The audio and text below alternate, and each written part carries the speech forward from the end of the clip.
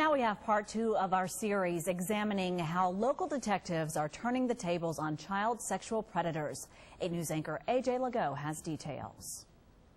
The faces of sexual predators. They come from all backgrounds and professions, from pillars of the community such as this college soccer coach to convicted rapists like George Spiker. I ain't did nothing.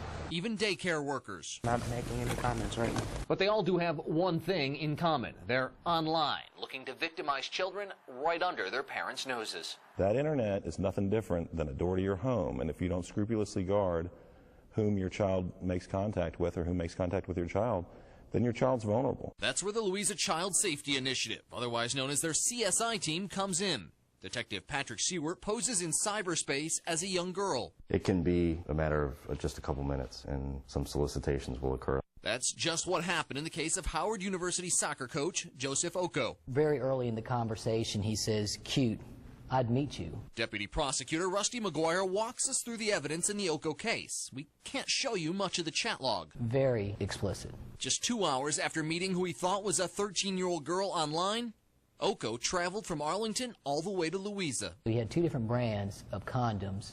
He had enough video and audio equipment to create live molestation on demand. That's just one case. February marks the 2-year anniversary of CSI Louisa. And that time, more than a dozen pedophiles from across Virginia have fallen prey to the team.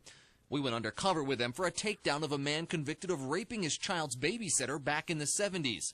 George Spiker thinks he's going to meet a 13-year-old for sex. Instead, he met detectives and our camera. I just want you to turn around. Mr. Spiker was not happy to find out he was the prey and not the predator. There wasn't no girl.